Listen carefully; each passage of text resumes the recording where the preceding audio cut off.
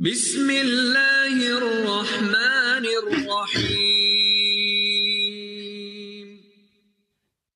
إن الحمد لله نحمده ونستعينه ونستغفره ونعوذ بالله من شرور أنفسنا ومن سيئات أعمالنا من يهده الله فلا مضل له ومن يضلله فلا هادي له وأشهد أن لا إله إلا الله وحده لا شريك له وأشهد أن محمدا صلى الله عليه وسلم عبده ورسوله يا أيها الذين آمنوا اتقوا الله حق تقاته ولا تموتن إلا وأنتم مسلمون يا أيها الناس اتقوا ربكم الذي خلقكم من نفس واحدة وخلق منها زوجها وبث منهما رجالا كثيرا ونساء واتقوا الله الذي تساءلون به والأرحام إن الله كان عليكم رقيبا يا أيها الذين آمنوا اتقوا الله وقولوا قولا سديدا يصلح لكم أعمالكم ويغفر لكم ذنوبكم ومن يطع الله ورسوله فقد فاز فوزا عظيما ألا إن أصدق الكلام كلام الله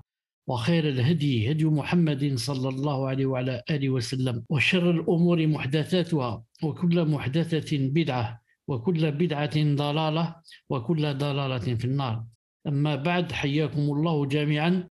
Donc, comme prévu, Inch'Allah Ta'ala, voici les règles ou les jugements de Zakat al-Fitr, Inch'Allah Ta'ala, d'après un fichier de Cheikh Ibn Uthaymin, rahimahullah Ta'ala, qui s'appelle Majalis Shahr Ramadan. Majalis Shahr Ramadan. Donc, yani, en cette soirée du Tfadal. En cette soirée du 27 Ramadan 1442 de l'Hégire, correspondant au 9 mai 2021. Pour ce cours sur les règles de Zakat al-Fitr de l'érudit, l'imam Mohammed ibn Salih al-Uthaymin, alayhi rahmatullah, expliqué par notre cheikh Abu Abdillah Mohammed Chalabi, hafidhahullah ta'ala. Les règles de Zakat al-Fitr. Cheikh ibn Salih al-Uthaymin, rahimahullah, a dit: mes frères, certes Allah vous a légiféré à la fin de votre mois-ci de vous acquitter de l'aumône de la rupture du jeûne, c'est-à-dire Zakat al-Fitr, avant la prière de l'Aïd. Nous allons parler, durant cette assise, de son jugement, de sa sagesse, de sa nature, de sa quantité, le moment où elle devient obligatoire, le moment de la sortir, et enfin, le lieu où la sortir. Premièrement, son jugement. C'est une prescription prescrite par le messager d'Allah alayhi salatu wassalam aux musulmans. Or, ce que le messager d'Allah sallallahu alayhi wa sallam a prescrit ou ordonné a le même jugement que ce que Allah a prescrit ou ordonné. Allah Ta'ala a dit, selon une traduction du sens, quiconque obéit au messager obéit certainement à Allah, et quiconque tourne le dos, nous ne t'avons pas envoyé à eux comme gardiens. An-Nisa, verset 80. Donc on a dit que la Zakat al-Fitr était une prescription prescrite par le messager sallallahu alayhi wa sallam aux musulmans. Or, quand on va dire que c'est une prescription prescrite par le messager alayhi sallam, certains juhal par exemple, certains nouveaux en islam, vont croire que donc ce n'est pas une obligation. Parce que l'obligation pour eux, c'est seulement ce qui vient d'Allah Azza wa Jal, ce qu'il y a dans le Coran. Donc, si ça vient du messager seulement, ça n'a pas beaucoup d'importance. Comme ça, croient certains, comme on les appelle les Qur'aniyoun, qui, entre parenthèses, sont considérés comme des apostats, des kuffars, et certains juhad. Or, ici, on va citer certains versets et un ou deux hadiths pour montrer que ce qu'a prescrit le messager alayhi salam dans toute chose dans la charia, c'est la même chose, c'est comme si Allah Ta'ala l'avait prescrit. D'ailleurs, le messager alayhi salam ne prescrit aucune chose si Allah subhanahu wa ta'ala ne lui enjoint pas de la prescrire. Donc il a cité le verset: quiconque obéit au messager obéit certainement à Allah. Donc si c'est le messager qui a prescrit Zakat al-Fitr, toi, si tu lui obéis, tu as obéi certainement Allah Azza wa Jal. Naam. Et il a dit Ta'ala, selon une traduction du sens, et quiconque rentre en désaccord avec le messager, après que le droit chemin lui soit apparu, et suit un autre sentier que celui des croyants, alors nous le laisserons comme il s'est détourné et le brûlerons en enfer. Et quelle mauvaise destination. An-Nisa, verset 115. Dans le verset qui a précédé ce verset, on a montré que quiconque obéit au messager, alayhi salam, en fait, il a obéi à Allah. Maintenant, on montre le contraire. Et quiconque rentre en désaccord avec le messager, alayhi salam, qu'est-ce qui va lui arriver? Alors nous le laisserons comme il s'est détourné et le brûlerons en enfer. Et quelle mauvaise destination. Donc, pour montrer que celui qui veut contredire le prophète sallallahu alayhi wa sallam ou veut rentrer en désaccord avec lui, alors il sera brûlé en enfer. Et quelle mauvaise destination que Allah Azza wa Jalla nous préserve. Et il a dit ta'ala, selon une traduction du sens, ce que le messager vous prescrit, prenez-le. Et ce qu'il vous interdit, abstenez-vous-en. Al-Hashr, verset 7. Et Allah Ta'ala dit aussi, ce que le messager vous prescrit, alors il faut l'appliquer, l'exécuter. Et par contre, ce qu'il vous interdit, abstenez-vous-en. Tout cela pour qu'on sache que ce que prescrit le messager, c'est exactement ce que Allah Azza wa Jalla a prescrit. Le messager alayhi salatu wassalam a dit « Peu s'en faut que ne vienne un jour où l'un d'entre vous, rassasié, sera installé sur son divan. Et lorsqu'on lui rapportera les choses que j'ai prescrites, il dira « Entre vous et nous se trouve le livre d'Allah. Ce que nous y trouvons de licite, nous le suivons.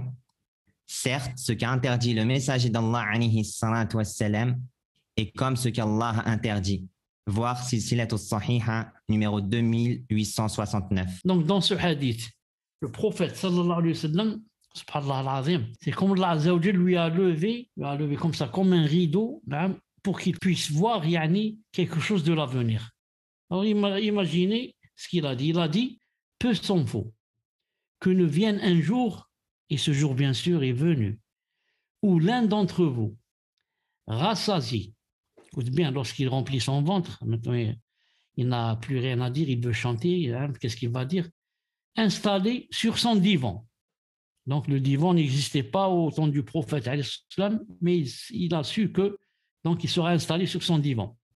Et lorsqu'on lui rapportera les choses que j'ai prescrites, on va lui dire le prophète a dit ceci, a dit cela, a ordonné ceci, a ordonné cela. Qu'est-ce qu'il va dire? Il dira, entre vous et nous se trouve le livre d'Allah. Ce que nous y trouvons de licite, nous le suivons. C'est-à-dire, nous, on ne suit pas ce qu'a dit le message. Ce qu'il y a entre vous et nous, c'est le Coran. Ramène-moi ce que tu dis, qu'il existe dans le Coran. Si nous trouvons quelque chose de licite, nous le suivons. Et si nous trouvons quelque chose de haram aussi, nous la délaisserons. Mais, nous suivons seulement ce qu'il y a dans le Coran. C'est la secte des Qur'aniyoun, qui sont un peu partout éparpillés dans le monde, en Angleterre, en Allemagne, en France, aux États-Unis, partout ils existent. Ils disent on croit seulement au Coran, pas au hadith. Pourquoi? Il dit le hadith, peut-être que celui qui l'a rapporté s'est trompé, peut-être qu'il a oublié, peut-être ceci, peut-être cela. Ceux-là, les musulmans ont dit, ce sont des kuffars. Car, si au moins ils avaient dit, on suit seulement les hadiths, par exemple, mutawatir. On ne suit pas tous les hadiths, par exemple.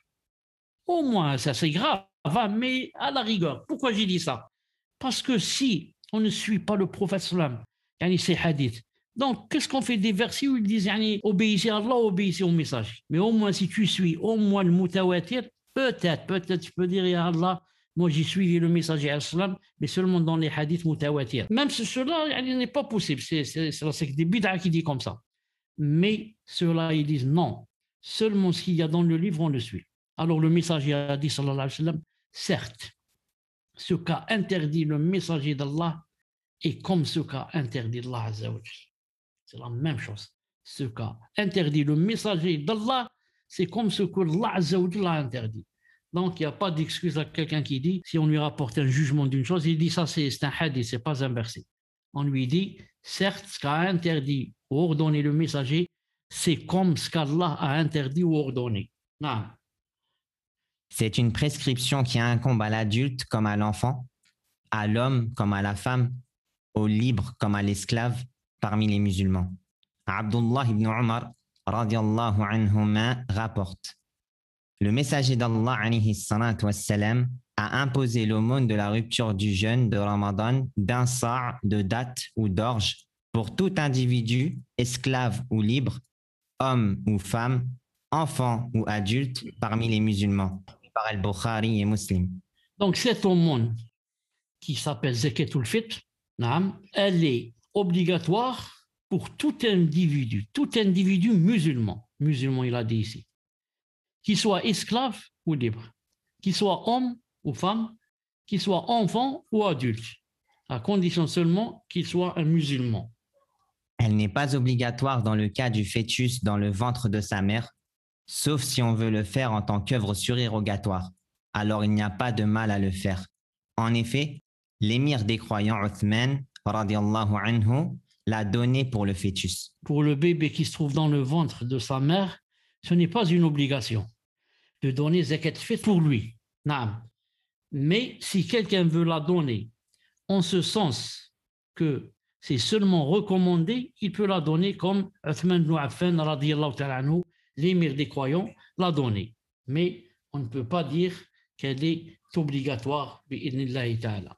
Il est obligatoire au jeûneur de la donner pour lui-même, ainsi que pour ceux dont il a la charge, comme l'épouse ou un proche, qui n'ont pas la capacité de la donner pour eux-mêmes. En revanche, s'ils le peuvent, il est prioritaire qu'ils la sortent pour eux-mêmes, car c'est à eux que s'adresse l'obligation à l'origine. Pour la zakat al-fitr, le mieux, c'est que la personne elle-même, qui a les moyens, on va voir c'est quoi les moyens, de la donner, de la faire sortir. Mais si quelqu'un d'autre va la sortir à la place de cette personne et que cette personne a consenti pour que la personne la sorte, alors c'est possible. Surtout si cette personne, c'est par exemple le tuteur, celui qui a la famille en charge, comme par exemple le père. Si le père dit à ses enfants, je vais sortir la zakat à votre place, ils disent d'accord, il n'y a pas de problème. Mais si quelqu'un, ou si les enfants veulent la sortir eux-mêmes de leur propre argent, c'est mieux. Elle est obligatoire uniquement pour celui qui la trouve en supplément de son propre besoin en termes de dépenses, le jour de l'Aïd et la nuit qui le précède. S'il ne trouve que moins d'un sa', il doit la sortir en raison de sa parole ta'ala, selon une traduction du sens. Craignez donc Allah autant que vous le pouvez. At-Taghabun, verset 16. Elle est obligatoire uniquement pour celui qui la trouve en supplément de son propre besoin en termes de dépenses, c'est-à-dire le jour de l'Aïd et la nuit qui le précède. Pour savoir quelle est la personne qui doit sortir la zakat al-fitr et quelle est la personne qui ce n'est pas obligatoire pour elle de la sortir. On voit quand le jour de l'Aïd et la nuit qui le précède, c'est-à-dire la veille et le jour de l'Aïd, est-ce que cette personne a de quoi se nourrir ce jour-là et la veille, c'est tout. Si la personne a les moyens de se nourrir pendant la veille et le jour de l'Aïd, donc ça devient obligatoire pour elle de sortir zakat al-fitr, Maintenant, la zakat al-fitr, on va voir que c'est à peu près, c'est un sa', c'est à peu près entre 2 et 3 kilos. C'est à peu près entre 2 et 3 kilos. Maintenant, si une personne, elle sait que la zakat est obligatoire pour elle, zakat al-fitr, mais elle n'a par exemple qu'1 kilo au lieu de 2,5 ou de 3 kilos de riz, par exemple. Elle a seulement 1 kilo de riz, seulement 1 kilo de lentilles, seulement une livre, même pas 1 kilo, 1 livre de lentilles. Est-ce qu'elle dit, je la fais sortir, ou bien il faut 2,5 kg ou 3 et moi je n'ai pas le sa', donc je ne sors pas. Ici, il dit quoi? S'il ne trouve que moins d'un sa', il doit la sortir. En raison de sa parole d'Allah, craignez donc Allah autant que vous le pouvez. Et moi, je n'ai que un petit peu. Ce petit peu, je le donne, et je crains Allah subhanahu wa ta'ala. Et la parole du prophète, alayhi salatu wassalam, quand je vous ordonne une chose, faites ce dont vous en êtes capable. Rapporté par Al-Bukhari et Muslim. Et la même chose, la preuve aussi, le hadith. Quand je vous ordonne une chose, faites ce dont vous en êtes capable. Ici, je suis capable de donner seulement 1 livre de lentilles. C'est tout ce que je peux donner, donc je donne ça et je rentre dans ceux qui ont craint Allah Azza wa Jal. Deuxièmement, sa sagesse. Quant à sa sagesse, elle est très apparente. En effet, on y trouve une bienfaisance envers les pauvres, une protection pour eux d'avoir à mendier durant les jours de l'Aïd, pour qu'ils puissent partager la joie et le plaisir des riches, et afin que ce soit une fête pour tous. Donc, sa sagesse, elle est très apparente. On va citer quelques points qui montrent cette sagesse. Le premier point montre au moins 4 choses. Premièrement, c'est une bienfaisance envers les pauvres. On a été bienfaisant envers les pauvres en leur donnant la zakat al-fitr. Deuxièmement, c'est une protection pour eux d'avoir à mendier durant les jours de l'Aïd.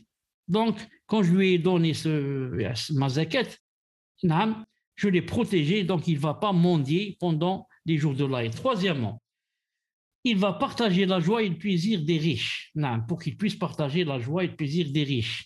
C'est maintenant, on est à cette zakat, il ne mendie pas, il se considère comme un riche, Inch'Allah ta'ala.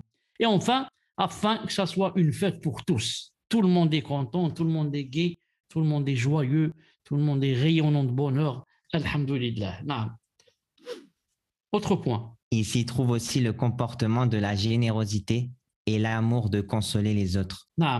En la donnant, c'est une preuve que la personne qui a donné est généreuse et qu'elle aime autrui et qu'elle fait des efforts pour faire rentrer le bonheur dans le cœur des autres et le sourire sur les lèvres des visages des autres. Troisième point. Elle contient une purification pour le jeûneur envers ce qui est survenu dans son jeûne comme manquement, futilité et péché. Nous, quand on a jeûné pendant le Ramadan, sûrement qu'il y a eu des manquements. Alhamdoulilah, c'est une purification pour tout manquement. Il y a eu aussi des futilités. On a dit des choses futiles, des choses qui peut-être même ne sont pas bien à dire. Alhamdoulilah, c'est une purification. On a fait aussi quelques péchés. Alhamdoulilah, zakat al-fitr, c'est une purification. Alhamdoulilah, c'est une grande ni'ma. Quatrième point. On y trouve aussi la manifestation du remerciement d'Allah pour son bienfait, qui est d'avoir pu parachever le jeûne du mois de Ramadan, d'avoir veillé ses nuits en prière et d'avoir pratiqué ce qui a été facilité comme bonnes œuvres. Alhamdulillah, dans le quatrième point, on trouve la manifestation claire du remerciement d'Allah Azza wa Jal pour son bienfait. Qui est quoi son bienfait? Qui nous a aidés à parachever le jeûne du mois de Ramadan. D'abord, avant cela, qui nous a aidés à arriver à ce mois. On aurait pu mourir avant d'arriver au Ramadan. Mais alhamdoulilah, on est arrivé, on a jeûné, on a parachevé le jeûne. Ensuite, on a veillé les nuits à prier, de même qu'à pratiquer. À pratiquer ce qui ravit Allah subhanahu wa ta'ala. Et tout ça, ça vient de lui subhanahu wa ta'ala.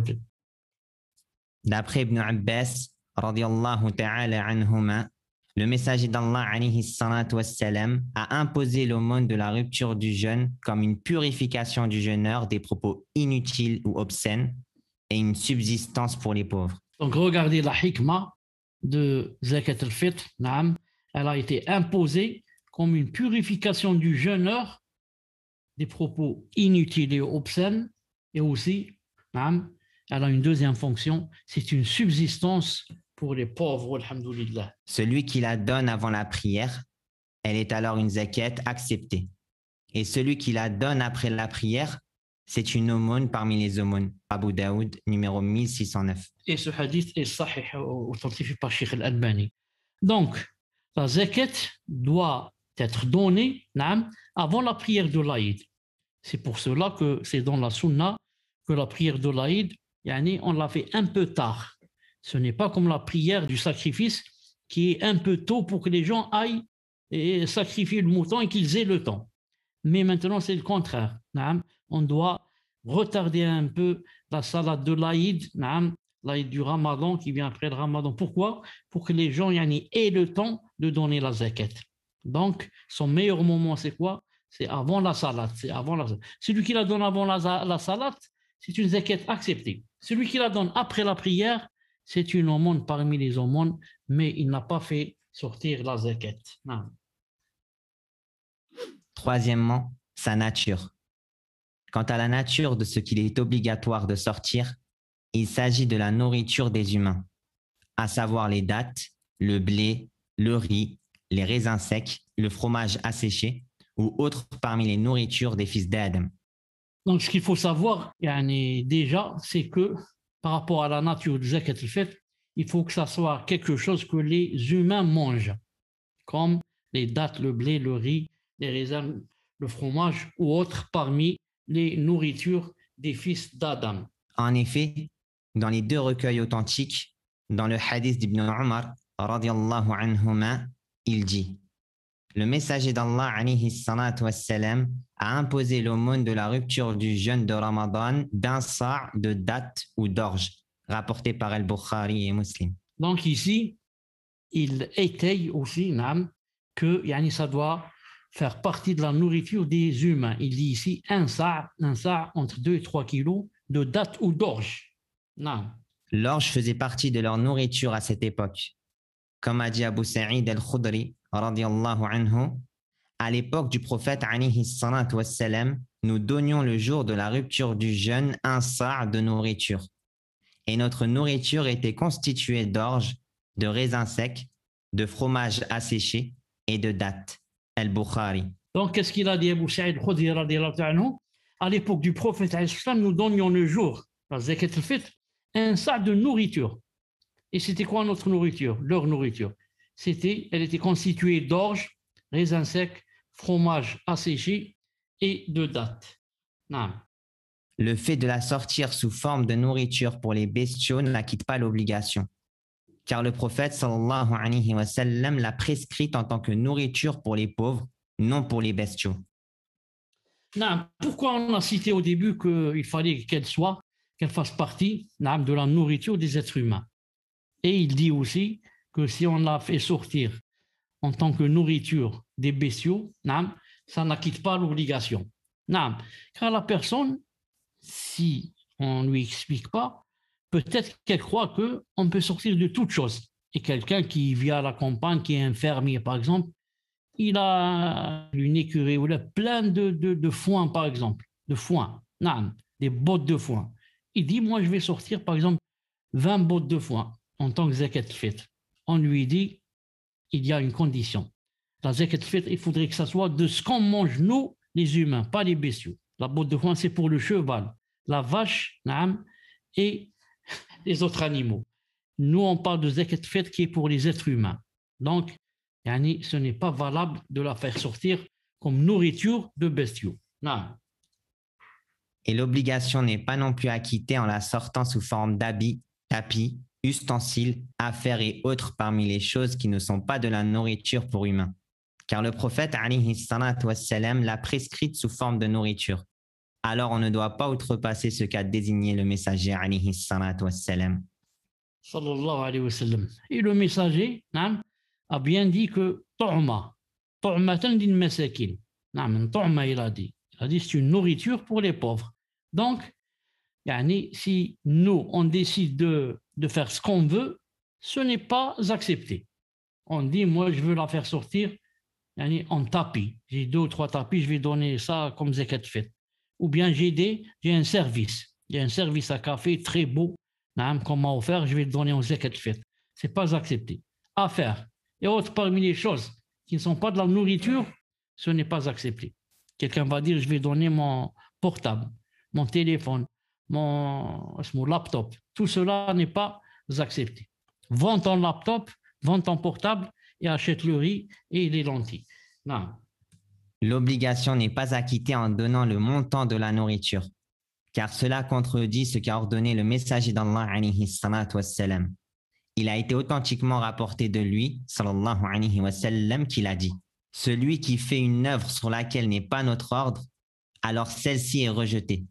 Et dans une autre version, celui qui innove dans notre affaire-ci une chose qui n'en fait pas partie, alors cette chose est rejetée. Donc, ce n'est pas permis de donner la zakat al-fitr, de la donner en argent.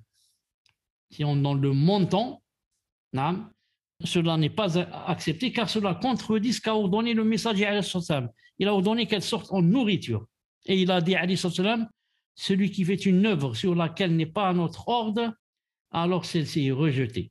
Et dans une version, celui qui innove dans notre affaire, si une chose qui n'en fait pas partie, alors cette chose est rejetée, on n'est pas accepté. Regardez ici, par exemple, en Algérie. Ici, ils disent on est des malikites. Comme ça, au moins, la position officielle, on est des malikites. Et quand ils arrivent à Zakat al-Fitr, ils disent on est des hanafites. Non, ça, on n'est plus Imam Malik, on est Abu Hanifa. Pourquoi? Parce qu'Imam Malik dit si elle sort en argent, elle n'est pas acceptée. Si tu donnes de l'argent aux pauvres à la place de Zakat al-Fitr, c'est comme si tu n'as rien donné. Elle n'est pas acceptée. Elle est acceptée peut-être en aumône, non, mais pas en Zakat al-Fitr. Pas en Zakat al-Fitr.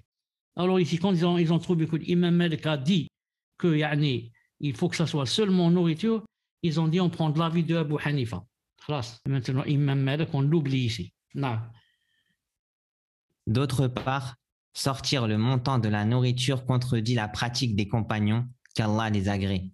En effet, ces derniers la sortaient sous forme d'un sa' de nourriture et le prophète alayhi salatu wassalam a dit « Accrochez-vous à ma sunna et à celle des califes bien guidés et de droiture après moi. » Rapporté par Ahmed.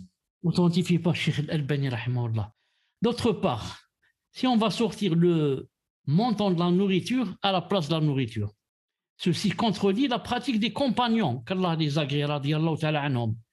En effet, les compagnons la sortaient sous forme d'un sa' de nourriture.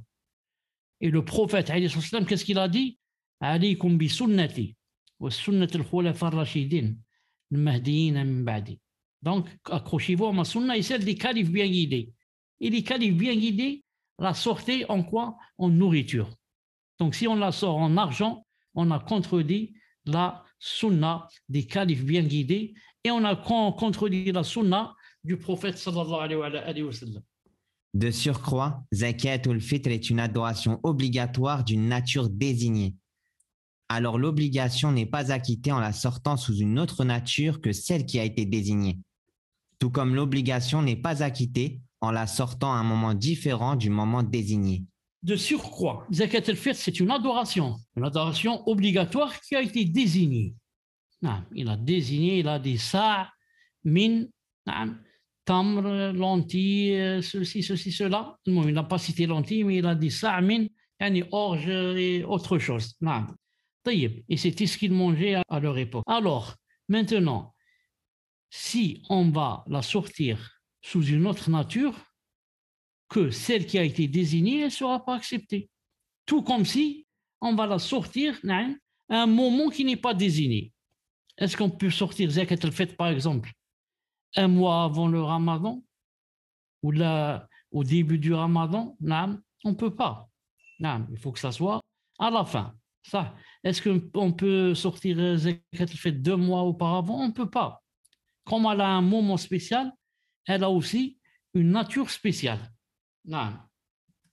De plus, le prophète alayhi salatu wassalam a désigné différentes sortes de nourriture dont les montants diffèrent pour la plupart. Si on devait considérer le montant, l'obligatoire aurait été de sortir un sa' d'une certaine sorte, en plus de ce qui équivaut à sa valeur parmi les autres sortes. S'il fallait, ou là on pouvait, ou là c'était obligé, de la sortir en argent.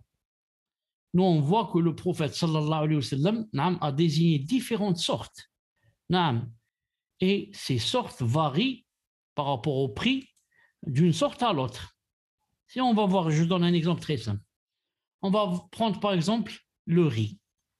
Le riz, par exemple, il fait par exemple, disons maximum, par exemple, il fait, disons, je parle du riz moyen, pas le basmati, le cher. Le moyen qu'on mange nous tous. Si on va mettre son prix par exemple à 100 dinars, on va voir que les dattes, c'est cher. Les dattes, et même les raisins secs, c'est cher. L'autre 100 dinars, et l'autre peut-être, les dattes peut-être, on va arriver jusqu'à par exemple, jusqu'à 1000. Donc si on devait donner en argent, si je vais choisir par exemple le riz, il y a une grande différence d'argent entre le riz et les dattes. Donc, je donne le riz et je donne la différence qu'il y a entre le riz et les dattes. Je donne le riz, voilà le riz, et voilà, je lui donne l'argent, يعني تقريبا مش عارف combien, يعني 100 ou 200 ou مش عارف combien, يعني qui est la différence entre le prix يعني du riz et le prix des dattes. Donc c'est une preuve que يعني il faut la sortir seulement en nourriture. Enfin, sortir le montant fait perdre à la zakat ou le fitr sa valeur de rita par an pour en faire une aumône cachée. En revanche, la sortir sous forme d'un sar de nourriture la rend manifeste entre les musulmans. Connu du petit comme du grand, ils voient sa pesée, sa distribution, ils font connaissance de leurs aumônes les uns les autres.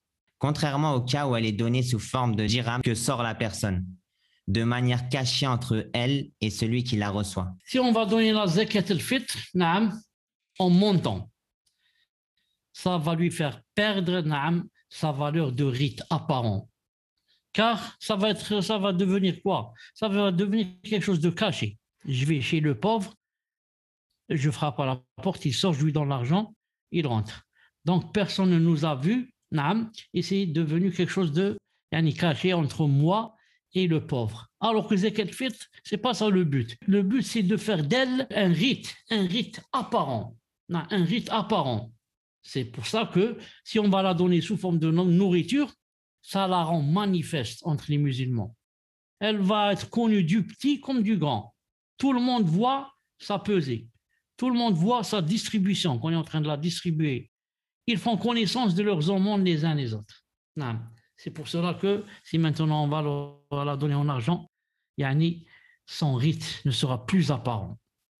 Et personne ne sait que c'est zakat al-fitr et qu'on doit donner maintenant zakat al-fitr. Quatrièmement, sa quantité. Concernant la quantité de la zakat ou le fitr, il s'agit d'un sa' de la mesure du sa' du prophète alayhi salatu wassalam, dont le poids atteint, en termes de mithqal, 480 mithqal de blé de bonne qualité. En kilos, il s'agit de 2,04 kg de blé de bonne qualité. En effet, le poids du mithqal est de 4,25 grammes. L'équivalent de 480 mithqal est donc 2040 grammes.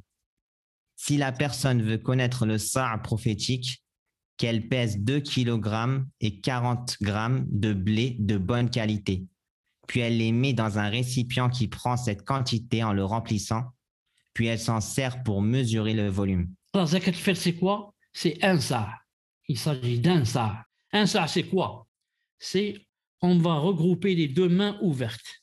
J'ouvre mes deux mains, je les colle les unes à l'autre. Il faut que ça soit les mains d'un homme qui a des mains moyennes, pas petites, comme en général les mains d'une femme, ni très grandes, qui sortent de l'ordinaire, mais quelqu'un de moyen. Il regroupe ses deux mains et il les fait rentrer, par exemple, dans un sac, par exemple, de blé. Il remplit les deux mains, il les met de côté. Ça, c'est une fois. Il fait la même chose la deuxième fois. Ensuite, il remplit ses deux mains la troisième fois.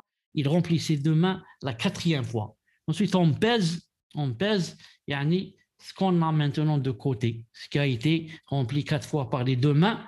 Ça s'appelle un sa'. Les savants ont dit, ça donne à peu près entre 2 kilos et 3. Cheikh Ben Uthaymin rahimahullah ta'ala dit 2 kilos 40 grammes. Cheikh Ben Baz rahimahullah ta'ala dit 3 kilos. Il dit, pour être sûr, on donne 3. Il a dit l'ahwat. Il a dit, c'est possible 2 et quelques, c'est valable. Mais il a dit, pour être plus sûr, on donne 3. Cheikh Ben Uthaymin a dit 2 kilos et quelques, ça suffit. Mais à la fin du cours, il y a comme un fichier où il y a par gramme ce qu'il faut sortir. Par gramme, ce qu'il faut sortir. Juste, j'ouvre une petite parenthèse. Des fois, la personne, par exemple, elle va sortir sa zakat en, qu'est-ce qu'il a dit ici? Blé, en blé. En blé, c'est 2 kilos 40 grammes. Il ne va pas quand même être... comment on dit, minutieux ou judicieux au point de dire donnez-moi 40 grammes de blé. Au moins 2 kilos 100, au moins 2 kilos 100. Et mieux 2 kilos et demi. 2 kilos et demi de blé. Non, c'est pas يعني 40 grammes, on va يعني faire la tijara avec Allah subhanahu wa ta'ala en donnant 1 gramme de plus, 1 gramme de moins. Non, et donne 2 kilos 100 au khlas. Mais les savants ont dit, si tu donnes 2 kilos 40 comme il se doit, tu as fait l'obligatoire. Alhamdoulilah, personne ne te donne de donner en plus. Mais si quelqu'un donne en plus, comme dit Cheikh Ibn Uthaymin, ou dit aussi Cheikh Ibn Baz, ce qu'il y a en plus, il met dans sa tête que c'est sadaqa, c'est aumône, ce n'est pas zakat. Zakat, c'est 2 kg 40. Ce qu'il y a en plus, je vais le trouver demain quand je rencontre Allah subhanahu wa ta'ala en sadaqa. Et pourquoi j'ai dit comme ça, il ne faut pas demander les grammes, etc. Des fois, tu vas acheter par exemple le blé, c'est en paquet. Non, le paquet, il contient par exemple 2,5 kg. Tu ne vas pas lui dire, enlevez-moi, laissez-moi seulement 2,40 kg. Donc, qu'est-ce que tu vas faire? Tu donnes directement le paquet 2,5 kg en mettant dans la tête que ce qu'il y a en plus, c'est Inch'Allah Ta'ala sadaqa. Et je voudrais la trouver demain chez Allah subhanahu wa ta'ala. Cinquièmement, son temps. Concernant le temps de l'obligation de l'aumône de la rupture, c'est au moment du coucher du soleil, la nuit qui précède l'Aïd. La personne concernée par l'obligation à ce moment a l'obligation de la sortir, sinon non. Par conséquent, s'il meurt avant le coucher de soleil, même de quelques minutes, l'aumône de la rupture ne lui est pas obligatoire. Et s'il meurt après, même de quelques minutes, il est obligatoire de sortir son aumône. Et si une personne naît après le coucher, même de quelques minutes, il n'est pas obligatoire de sortir son aumône. Toutefois, c'est une sunna de le faire, comme vu précédemment. Et s'il naît avant le coucher, même de quelques minutes, il est obligatoire de sortir l'aumône pour lui. Donc, concernant le temps de l'obligation de l'aumône, zakat al-fitr, c'est au moment du coucher du soleil. Elle devient obligatoire au moment du coucher du soleil, c'est-à-dire juste après. Non, juste après. Et le mieux, c'est de la donner le lendemain, bien sûr. Le lendemain, c'est-à-dire avant Salat de l'Aïd. Donc, si une personne concernée par l'obligation à ce moment a l'obligation de la sortir, sinon, non. Par conséquent, si une personne meurt avant le coucher du soleil de quelques minutes, l'aumône de zakat al-fitr ne lui est pas obligatoire. Il est mort avant le coucher du soleil. Et la zakat est obligatoire après le coucher du soleil. Et s'il meurt après, même de quelques minutes, c'est obligatoire de sortir son aumône. Sa famille va sortir son aumône. Il est mort après, il y a l'obligation, après le coucher du soleil. Et si une personne naît après le coucher, même de quelques minutes, il n'est pas obligatoire de sortir son aumône, parce qu'il est né après. Toutefois, si on le fait, c'est sunnah. Et s'il naît avant le coucher, même de quelques minutes, c'est obligatoire de sortir pour lui zakat al-fitr. Le temps de l'obligation débute au coucher du soleil de la nuit précédant l'Aïd, car il s'agit du temps où l'on rompt le jeûne de Ramadan. Et l'aumône est annexée à cela. On l'appelle l'aumône de la rupture de Ramadan. Par conséquent, le jugement est relié à ce temps. On l'appelle zakat al-fitr. C'est pour ça qu'on ne la donne pas au début du Ramadan. Pourquoi elle s'appelle zakat al-fitr? Fitr, c'est la rupture du Ramadan. Non. Donc, elle a été annexée à la rupture zakat al-fitr. Donc, on la donne quand il y a le fitr. Sixièmement, le moment où on doit la sortir. En ce qui concerne l'instant où on la donne, il y a deux temps. Un temps méritoire et un temps permis. Petit a, quant au temps méritoire. Il s'agit du matin de l'Aïd avant la prière. Compte tenu de ce qui a été rapporté dans le recueil authentique d'Al-Bukhari, du hadith d'Abu Sa'id al-Khudri, radiallahu anhu, qui a dit: à l'époque du prophète, alayhi salatu wassalam, nous donnions le jour de la rupture du jeûne un sa' de nourriture. Donc, elle a deux temps. Quand est-ce qu'on soit zakat? Elle a deux temps. Un temps méritoire et un temps permis. Le temps méritoire, c'est, mais tu as dit petit tas, moi je vois que c'est un grand tas. La Noustan. Peut-être tu as des lunettes, je suis fort. Il a dit, il s'agit du matin, le temps méritoire, il s'agit du matin de l'Aïd avant la prière. Voilà son vrai moment, son meilleur moment. C'est quand? Le matin de l'Aïd avant la prière. À cause du hadith de Abi Sa'id al-Khudri qui a dit, radiyallahu ta'ala anhu, à l'époque du prophète, sallallahu alayhi wa sallam, nous donnions le jour de la rupture du jeûne un sa' de nourriture. Donc voilà son vrai moment méritoire, c'est avant la salat. C'est avant la salat de l'Aïd. Et dans le hadith d'Ibn Omar, radiyallahu anhuma, le prophète alayhi salatu wassalam a ordonné qu'on s'acquitte de l'aumône de la rupture du jeûne avant que les gens ne se rendent à la prière, rapporté par Muslim.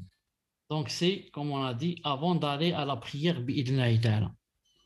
C'est pourquoi il est meilleur de retarder la prière de l'Aïd le jour de la rupture afin que s'élargisse le temps où l'on peut sortir l'aumône.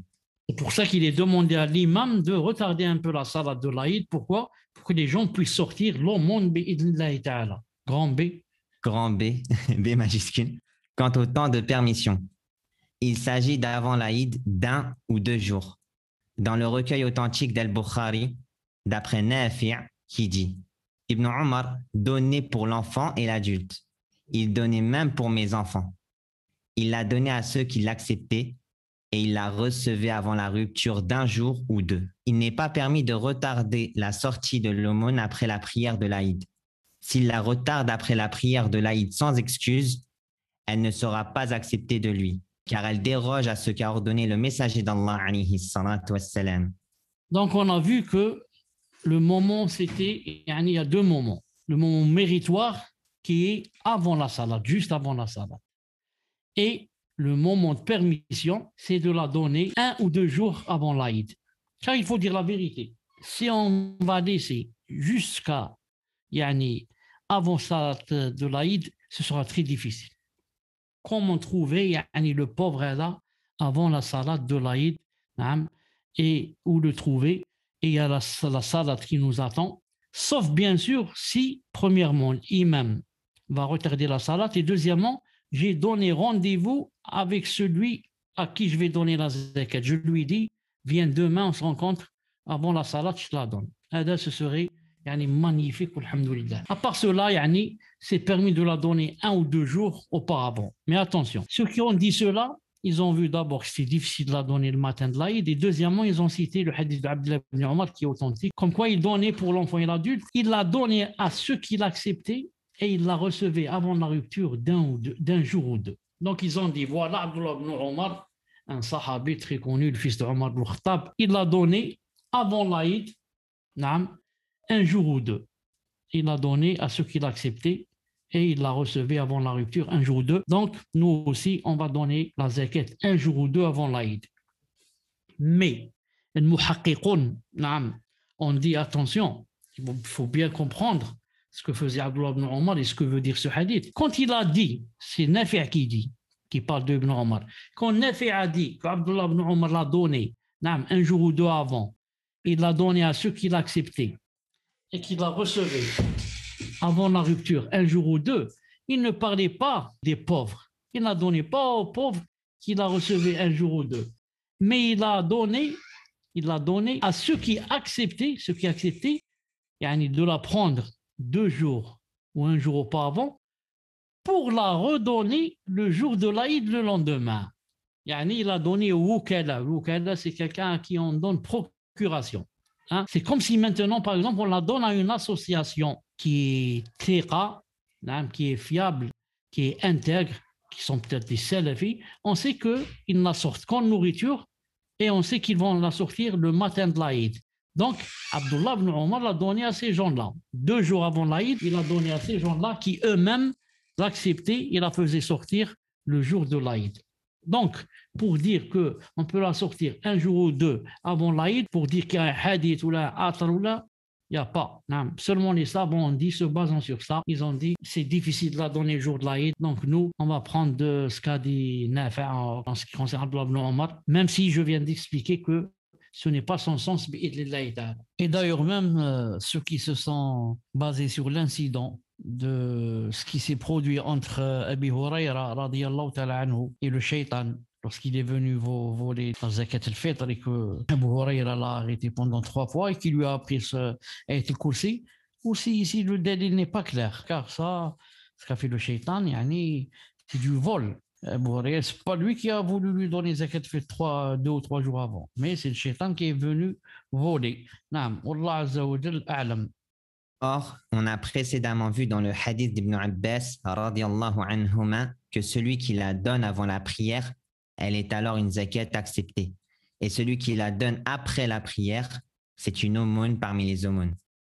Donc, par contre, celui qui la donne après la prière, c'est seulement une aumône parmi les aumônes et il n'a pas donné de zakat. Donc, il faut la donner soit avant la prière, le temps méritoire, soit un jour ou deux avant quoi? Yani avant le jour de l'Aïd, et c'est le temps permis. C'est le temps permis. Naam. Néanmoins, s'il l'a retardé pour une excuse, alors il n'y a pas de mal.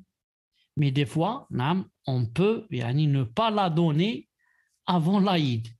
Naam. Et avant la prière, ni un jour avant, ni deux jours avant. Pourquoi? Parce que yani, on avait une excuse. Par exemple, dans le cas où le jour de l'Aïd coïncide avec un jour où il se trouve dans une région déserte sans qu'il n'ait quelque chose à donner ou quelqu'un à qui donner. Naam. Par exemple, je me trouve maintenant dans une région déserte, naam, et je n'ai rien à donner. Et même si j'ai quelque chose à donner, il n'y a personne à qui donner. Comment je vais faire? Naam. Et bien sûr, vous allez me dire, je vais téléphoner à quelqu'un dans ma ville où là, je lui fais sortir la zakat. On parle du cas où il n'y a ni téléphone ni rien. Comment je fais? Je suis excusé. Naam, je ne peux pas donner zakat. En fait, je n'ai pas quoi donner, je n'ai pas la personne à qui donner. Je suis dans une région désertique, je suis en panne, naam, je n'ai ni téléphone ni rien. Il est excusé. Ou dans le cas où l'information annonçant l'Aïd est arrivée soudainement, de manière à ce qu'il n'a pas pu donner l'aumône avant la prière. Non. Donc, j'ai appris que l'Aïd, c'est par exemple demain, et maintenant c'est trop tard, il est minuit, tout est fermé, naam, et je n'ai pas comment donner la zakat, yani le matin, c'est très difficile. Ou s'il s'appuyait sur une personne afin qu'elle la donne pour lui, mais que cette dernière a oublié de la sortir, alors il n'y a pas de mal à ce qu'il la donne, même après l'Aïd, car il est excusé en cela. Ou bien s'il comptait par exemple sur une personne, afin que cette personne la donne pour lui, mais que cette personne a oublié de la sortir, alors il n'y a pas de mal à ce qu'il la donne même après l'Aïd, car il est excusé. Donc maintenant, yani, comment je fais? J'ai dit à une personne, je lui ai même donné l'argent, je lui ai dit voilà, va sortir la zakat, achète du riz, achète ceci, achète cela, et cette personne a oublié ou bien est morte et moi je ne savais pas, etc. Donc je suis excusé. Qu'est-ce que je fais? Je peux la donner après l'Aïd, bi'idhnillahi ta'ala. Comme dans les deux premiers cas aussi. Dans les deux premiers cas, je donne ma zakat après l'Aïd. L'obligatoire consiste à ce qu'elle parvienne à ses ayants droit ou à la personne déléguée à son temps avant la prière. Voilà l'obligatoire, c'est de la donner avant la prière. S'il avait l'intention de la donner à une personne, mais il ne l'a pas rencontrée, ni son délégué, au moment de la sortir, alors il doit la donner à un autre ayant droit et il ne doit pas la retarder de son temps. Naam. Si maintenant c'est bientôt la salat de l'Aïd et qu'il faut qu'il donne la zakat et il a donné rendez-vous à quelqu'un pour la lui donner le matin, par exemple, avant salat, naam, et cette personne n'est pas venue, et maintenant c'est bientôt la salat, qu'est-ce qu'il fait? La personne n'est pas venue, ni elle, ni son délégué à qui il a donné procuration. Donc il choisit une autre personne, pauvre, et il la lui donne bi'idhnillahi ta'ala. Septièmement, l'endroit où la sortir. En ce qui concerne l'endroit où la sortir, elle est donnée aux pauvres de l'endroit où il se trouve au moment de la donner, que ce soit son lieu de résidence ou autre, parmi les pays musulmans, particulièrement s'il s'agit d'un endroit méritoire comme la Mecque ou Médine, ou un lieu dont les pauvres sont davantage dans le besoin. La personne dans la zakat donne sa zakat au moment où elle se trouve, le moment de la zakat.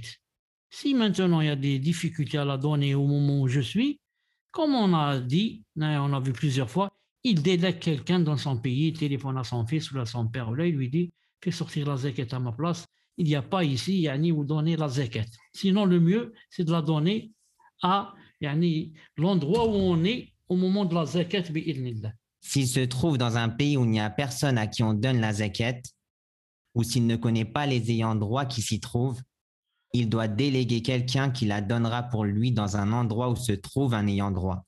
C'est exactement ce que je viens d'expliquer maintenant. Non. Les ayants droit à l'aumône de zakat ou le fitr. On a vu que par rapport à celui qui doit donner la zakat, c'est celui qui a ce qui lui suffit la veille de l'Aïd et le jour de l'Aïd. Si tu as ce qui te suffit pour une nuit et une journée, hein, tu dois donner zakat al-fitr. Maintenant, on va voir à qui a le droit de prendre zakat al-fitr. Qui a le droit de prendre zakat al-fitr? Les ayants droit à l'aumône de la rupture du jeûne sont les pauvres, les endettés qui ne peuvent régler leurs dettes. On leur donne de l'aumône en fonction de leurs besoins. Donc, celui qui a le droit de prendre zakat al-fitr, sont les pauvres, les endettés par exemple. Les pauvres, un pauvre en islam, c'est quelqu'un qui n'a pas ce qui lui suffit pour une année. Si quelqu'un n'a pas ce qui lui suffit pour une année, donc il est considéré comme pauvre. Comment qu'il fait pour savoir si ça lui suffit pour une année ou pas? Il voit combien qu'il touche par mois. Je vais donner un exemple comme ça, très simple. Très simple. Par exemple, c'est tout. Samir, compte avec moi. S'il touche par exemple 100 € par mois, combien ça va lui faire pendant une année? 1200. 1200 € par an. Et lui, il dépense par an, par exemple, 3000. 3000. Alors, est-ce que 1000, ça suffit? Ça suffit pas. Les savants disent, celui qui n'a pas du tout ce qui lui suffit pendant une année, ou a moins de la moitié, on l'appelle, donc on dit de lui que c'est un pauvre. Ils font la différence entre le pauvre et le miskin. Miskin, je sais comment on dit, le fuqara ou le masakin. Comment on dit le miskin? Il y a le pauvre et le miskin. Miskin, c'est quoi en français? Besogneux. Besogneux, peut-être. Besogneux, ils disent, il peut arriver jusqu'à la moitié. Mais l'autre, il n'a rien. Le pauvre, il n'a rien. C'est pour ça, il a le droit de prendre la zakat al-fitr bi'idhnillahi ta'ala. Il est permis de répartir l'aumône entre plusieurs pauvres. Donc, on va faire ouvrir quelques parenthèses. Il est permis de répartir l'aumône entre plusieurs pauvres. Maintenant, moi, j'ai ma zakat al-fitr, par exemple. Ma zakat al-fitr qui est quoi? Qui est, par exemple, disons 2,5 kg, par exemple, de riz. Ce n'est pas obligé que je la donne à une seule personne. Je peux la répartir entre deux personnes, par exemple. Donner à celui-là la moitié, donner à l'autre la moitié. Moi, mes 2,5 kg, je les ai sortis. Mon sa', je l'ai sorti. Reste, ce n'est pas obligé de le donner à une seule personne. Je peux le donner à 2, 3, 4 et comme ça. Et il est permis de donner plusieurs aumônes à un seul pauvre. Car le prophète alayhi salatu wassalam, a déterminé la quantité obligatoire, mais il n'a pas déterminé le nombre de ceux à qui on la donne. Maintenant, c'est le contraire. C'est le contraire. J'ai plusieurs aumônes. Celle de la mienne, celle de mon épouse et mes enfants, les 5. Donc j'ai 7. 7 aumônes. Au lieu de les donner à 7 personnes, je peux les donner à un seul pauvre. Et peut-être c'est plus rentable pour lui. Car ça va lui faire un approvisionnement, masha'Allah. C'est mieux que, par exemple, de la distribuer à 7 pauvres. Moi, je préfère, par exemple, mes 5 aumônes ou mes 7 aumônes, je les donne à un seul pauvre. Car le prophète alayhi salam n'a pas à déterminer la quantité qu'il faut donner, mais n'a pas déterminé le nombre à qui on doit la donner. Par conséquent, si un groupe de gens réunissait leurs aumônes dans un même contenant, après avoir jaugé la quantité de chaque aumône, puis qu'ils les donnaient sans jauger la quantité une deuxième fois, cela serait suffisant pour s'acquitter de l'obligation. Par conséquent, si un groupe de gens réunissait leurs aumônes dans un même contenant, après avoir jaugé la quantité de chaque aumône, puis qu'il les donnait sans jauger la quantité en deuxième fois, cela serait suffisant pour s'acquitter de l'obligation. Tu as compris ce que ça veut dire ça? Si un groupe de gens réunissait leurs aumônes dans un même contenant. Supposons un grand sac, on va mettre mon aumône, l'aumône de mes enfants, l'aumône de mes voisins, ça va donner par exemple 20 aumônes, 20 zakat al-fitr, on va les mettre dans un grand sac ou 30 aumônes. Après avoir jugé la quantité de chaque aumône. Moi, j'ai jaugé la quantité de mon aumône. Je sais que j'ai un sa'. Je sais que mon épouse a un sa'. Je sais que mes enfants ont un sa'. Les voisins, tous, ils m'ont donné un sa'. Et on les a mis dans un grand sac. Puis maintenant, on commence à en distribuer pour donner aux pauvres sans jauger. On prend comme ça et on donne. C'est permis. Pourquoi? L'essentiel, c'est que nous, on a fait sortir ce qu'on devait sortir. Maintenant, ce n'est pas très intéressant, yani, combien va prendre celui-là et combien va prendre celui-là. L'essentiel, c'est que yani, l'obligatoire a été sorti bi'idhnillah azza wa jal. Naam. Mais il convient qu'ils informent le pauvre qu'ils ne connaissent pas la quantité de ce qu'ils lui donnent, afin qu'il ne soit pas trompé, s'il la donne lui-même sans connaître son volume. Naam. On a dit, c'est aussi important. Il convient qu'ils informent le pauvre qu'ils ne connaissent pas la quantité de ce qu'il lui donne, afin qu'il ne soit pas trompé s'il la donne lui-même. C'est-à-dire maintenant, si on a pris beaucoup d'aumônes, zakat, la mienne, celle des voisins, de mes enfants, de l'immeuble, on les a mis dans un grand récipient. Et elles ont été jaugées auparavant. Chacun a donné un sa, bien sûr, un sa ou plus. Et maintenant, on a enlevé, par exemple, on a ouvert les paquets. Il n'y a plus de paquets. Et maintenant, il y a en vrac. Donc, ça fait un grand sac. Non. Maintenant, comme j'ai dit, on va donner aux gens, mais attention, si on va leur donner comme ça en vrac, on va leur dire et les informer que ce n'est pas jaugé. Ce n'est pas jaugé. Je peux te donner moins d'un sa. Pourquoi je l'avertis? Parce que peut-être lui, il va dire, puisqu'on m'a donné tant, donc ce temps, je vais le donner moi aussi comme zakat fait. Parce que le pauvre, quand on lui donne zakat fait, lui aussi, il a le droit de prendre de cette zakat et donner sa zakat. Donc, puisque tu lui as donné, il va croire que tu lui as donné un sa et plus, et il va dire, voilà, je donne. Non, on lui dit, attention, nous, on a jaugé, certes, auparavant, ensuite, on a mis tout en vrac. Et maintenant, on donne comme ça, sans savoir combien qu'on donne. Donc, toi, si tu veux donner ça aussi comme zakat, tu dois quoi? Tu dois jauger. Va voir si tu as un sa ici pour pouvoir donner. Non.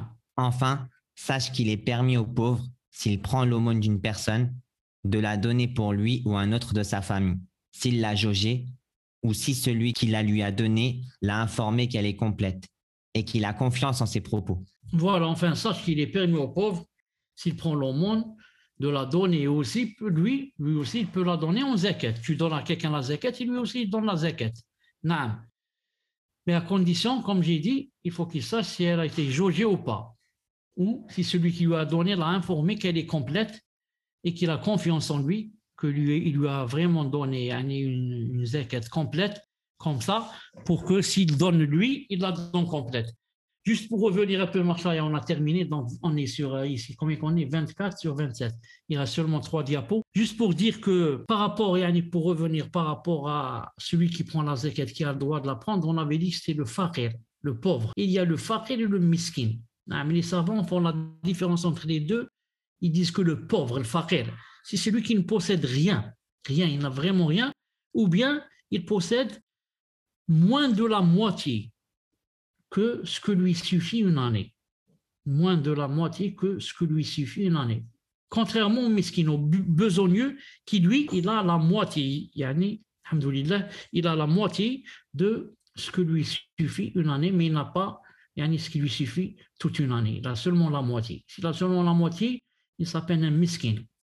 Mais s'il n'a rien du tout, ou moins de la moitié, on l'appelle un pauvre. Et celui-là, il a le droit de prendre la zakat. Comme tout à l'heure, dans le cas où il dépense 3 000 euros, par exemple, par an, et sa rentrée, c'est seulement de 1 000. Donc, il a moins que la moitié. La moitié, c'est 1 500. Il a moins de la moitié de ce qu'il dépense. S'il a moins de la moitié, il est considéré comme pauvre. S'il est pauvre, il peut prendre de la zakat bi'idhnillah subhanahu wa ta'ala. On continue, Inch'Allah. Voilà donc le tableau. Et comme j'ai dit tout à l'heure, ce n'est pas obligé, par exemple ici, à 40 grammes, difficile, 1640 grammes, 2060 grammes. Par exemple ici, 1640 grammes de raisin sec, il dirait, donnez-moi par exemple 1700 grammes, 1700. 2060, ça fait 2 kg 60 grammes. Il dit carrément, donnez-moi 2 kg 100, par exemple. Ou alors 2 kg 500. Et comme ça. Donc voilà, Inch'Allah ta'ala, pour le tableau. Si vous voulez prendre une capture d'écran, prenez-la, parce que je vais fermer le salon. Bi'idhnillahi ta'ala. Samira, as-tu quelque chose à dire? Naam, Cheikh. Je publierai le tableau juste après le cours sur la chaîne Telegram du Cheikh, Inch'Allah ta'ala. C'est bien, c'est très bien. Jazakallahu khairan. Kamel, tu es là? نعم شيخ. واش راك لاباس بخير؟ الحمد لله أحسن الله إليكم شيخ بارك الله فيكم على هذا الدرس. Pour été long, قدر الله même شفاعة, mais il fallait que je le finisse comme ça, c'est mieux que de le diviser en deux. Peut-être la personne va écouter le premier cours, on va pas écouter la fin, et il y aura beaucoup de manquements, صح؟ نعم. طيب سبحانك اللهم وبحمدك أشهد أن لا إله إلا أنت أستغفرك وأتوب إليك وسحفظكم. صحفتكم شيخ، صحفتكم جزاكم شيخ. الله خيرا، بارك الله فيكم شيخ. السلام عليكم. السلام ورحمة الله وبركاته.